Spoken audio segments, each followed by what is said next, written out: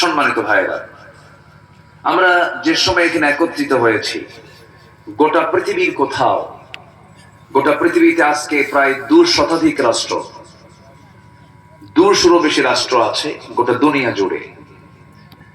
এবং পৃথিবীর জনসংখ্যা এখন 750 থেকে 800 কোটি, 750 থেকে 800 কোটি। এর মধ্যে প্রতি 4 জনে এখন একজন মুসলমান, প্রতি 4 জনে একজন মুসলমান। 200 কোটি মানুষের, 200 কোটি মুসলমানের দুনিয়া এখন। 56টি মুসলিম রাষ্ট্র। আগামী 50 বছর পর জরিপে দেখা যাচ্ছে বড় বড় রাষ্ট্র, যেরকম ধরুন রাশিয়ার মতো রাষ্ট্রের নেতৃত্ব মুসলমানরাই দেবে। দিন দিন মুসলমানদের সংখ্যা বেড়েই চলছে। সম্মানিত ভাইয়েরা, এবং বিশ্বের যদি 10টা ধনী তালিকার মধ্যে দেখা হয়, এর মধ্যে শীর্ষ ধনীর তালিকায় 1 নম্বর সহ প্রথম 3-4টা ধনী রাষ্ট্র মুসলিম রাষ্ট্রই, কাতার সহ। এত কিছু থাকার পরেও আজকে গোটা পৃথিবীতে মুসলমান কি আরামে আছে? বলেন তো, আরামে আছে? আমাদের প্রথম কিবলা কোনটা বলেন তো? বাইতুল আকসা। এই মসজিদটার নাম দিয়েছেন কে? জোরে বলেন, কে দিয়েছেন নাম বলেন? আমার আপনার গ্রামের যে মসজিদ গুলো, এগুলোর নাম তো আমরাই দিছি। আমরা দিছি না? চুপড়ি জায়ে মসজিদ না, আমরা নাম দিয়েছি। কিন্তু একটা মসজিদ, প্রথম কিবলা, যে মসজিদটার নাম দিয়েছেন স্বয়ং আল্লাহ, আল্লাহ, সেই মসজিদকে আজকে আমাদের নিয়ন্ত্রণে ইহুদিরা আজকে অবরুদ্ধ করে রেখেছে। 200 কোটি মুসলমানের দুনিয়া, মুসলমানদের প্রথম কিবলা আজকে ইহুদিদের দ্বারা অবরুদ্ধ হয়ে আছে। আজকে পৃথিবীর বিভিন্ন কারাগারগুলোতে, শুধু দেশ নয়, কারাগারগুলোতে আলেম ওলামা দিয়ে ভরপুর হয়ে আছে। ভালো ভালো মানুষগুলো আজকে সমাজে আসামি হয়ে বসে আছে। চোর, বাটপার, ডাকাত আজকে সমাজের নেতৃত্বের আসনে বর্ষমাসীন হয়ে আছে। ঠিক কিনা? কেন? কি জন্য? এটার কারণটা কি? একটু কি বোঝা দরকার না আমাদের? বলেন তো, বোঝার দরকার আছে না নাই? আচ্ছা, ইমানদার যখন ইমান বেঁচে খাবে, ইমান বেঁচে খাওয়া লোক তো আমার দেশে নাই। আসতে কয় আছে না নাই?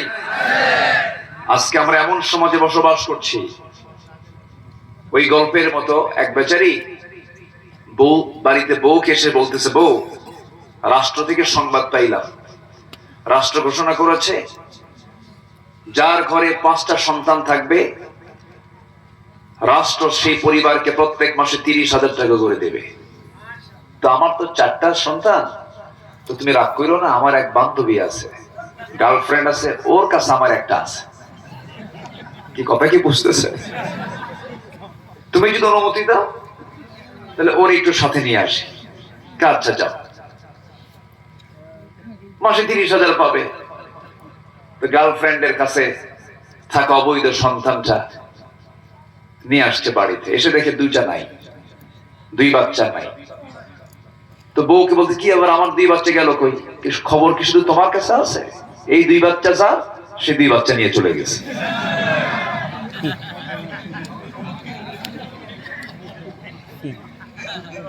কথা বোঝা যায়?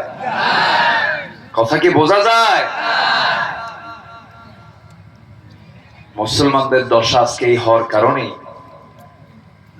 আজকে মুসলমানদের চরিত্র এমন হওয়ার কারণে আজকে এই দশায় রূপ নিয়েছে। সবচেয়ে বড় অস্ত্র হলো ঈমান, সবচেয়ে বড় অস্ত্র হলো চরিত্র।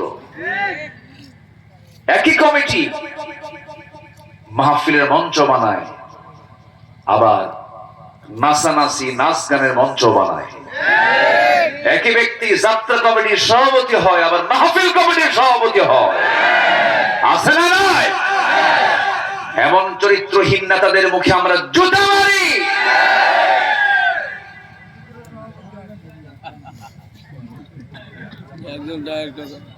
কষ্ট পাচ্ছেন নাকি? হ্যাঁ, মাহফিলে ঠিক আছে। আমাকে সময় দিচ্ছেন তো নাকি? ইনশাআল্লাহ। তাহলে আমাদের সংখ্যা বাড়ানো দরকার না ঈমান মজবুত করা দরকার? আমাদের সম্পদ বাড়ানো দরকার না চরিত্র সুন্দর করা দরকার? সম্পদ তো আছেই মুসলমানদের, মুসলমানরা ফার্স্ট ধনী, সংখ্যায় 200 কোটি, বাইতুল আকসা আমাদের হাতে নাই, ঠিক আছে না? অনেক কথা আছে, একটু কানটা খাড়া করে কথাগুলো শুনবেন। জীবনে তো বহু ওয়াজ আমরা শুনেছি, একটু আমাদের পরিবর্তনের মানসিকতা নিয়ে আমরা কথাগুলো শুনবো। জোরে বলি ইনশাআল্লাহ। আল্লাহ তাআলা একটা আয়াতে বলছেন, বান্দা 10টা কাজ করে আসো, 10টা গুণ অর্জন করে আসো, আমি ওয়াদা করছি আমি তোমাকে মাফ করে দেব। নেতাদের ওয়াদা কি ঠিক থাকে না ভঙ্গ হয়? এ পর্যন্ত 54-53 বছর দেশ স্বাধীন হয়েছে, ওয়াদা কি কম পাইছি আমরা? ওয়াদা কম পাইছি? বহু ওয়াদা পাইছি, কিন্তু ওয়াদা ঠিক থাকে নাই, থাকতো না। কিন্তু আমার আল্লাহ বলছেন, বান্দারে আমি তোমাকে ওয়াদা দিচ্ছি, আমি তোমাকে নিজে তোমাকে প্রতিজ্ঞা করছি, আমি তোমার সমস্ত গুনাহগুলো মাফ করে দেব, সাথে সাথে তোমাকে বিশাল সম্মানে ভূষিত করে দেব, বিশাল সম্মান আমি তোমাকে দিয়ে দেব, পুরস্কার দিয়ে দেব। আল্লাহ তাআলা বান্দাকে সর্বনিম্ন যে জান্নাতটা দিবেন, 10টা পৃথিবীর মতো একটা জান্নাত। কয়টা পৃথিবী? 10টা। মনে হয় জান্নাত ছোট হয়ে গেছে। সামান্য এই 60-70 বছরের সামান্য কিছু সম্পত্তির জন্য আমরা এই ঈমানকে বেঁচে ফেলে দেই।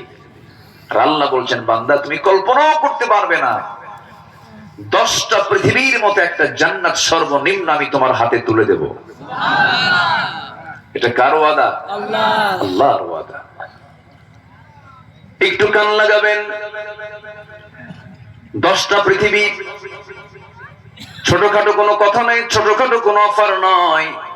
এখানে যারা বসে আছেন, ছোট্টবেলায় এরকম করে আমি আব্বার সঙ্গে মাঝে মাঝে ওয়াজ শুনতে যেতাম, সামনে জায়গায় বসতাম, আব্বার সঙ্গে একসঙ্গে ওয়াজ শুনতাম। যখন শুনতে পেতাম, যখন হুজুররা ওয়াজ করতেন, বলতেন সর্বনিম্ন জান্নাত হবে 10টা পৃথিবীর মতো একটা জান্নাত, আমার ব্রেন খেলতো না, হুজুর কি কয় এটা? একজন ব্যক্তিকে যদি 10টা পৃথিবীর মতো একটা জান্নাত দিয়ে দেয়, এই যে কোটি কোটি বান্দা, এত জায়গা আল্লাহর কোথায়? কি কথা বলছেন? আমার ছোট মাথা ছিল, এরকম চিন্তা করতাম যে এত এত জায়গা কই? আব্বাকে প্রশ্ন করতাম, আব্বা না হুজুরের ওয়াজ পছন্দ হলো না, ছোট মানুষ। কিন্তু আমার বন্ধুগণ, আমরা এই ছোট্ট চক্ষু দিয়ে আমরা এই বিশাল আকাশ দেখতে পাই। এই বিশাল আকাশটা আল্লাহ রাব্বুল আলামিন বানিয়ে দিয়েছেন, এই জমিনটা বানিয়ে দিয়েছেন, 7 সাগর বানিয়ে দিয়েছেন, পাহাড় পর্বতমালা বানিয়ে দিয়েছেন, জলরাশি বানিয়ে দিয়েছেন, সুন্দরবন সহ আমাজন সহ কত জঙ্গল বানিয়ে দিয়েছেন।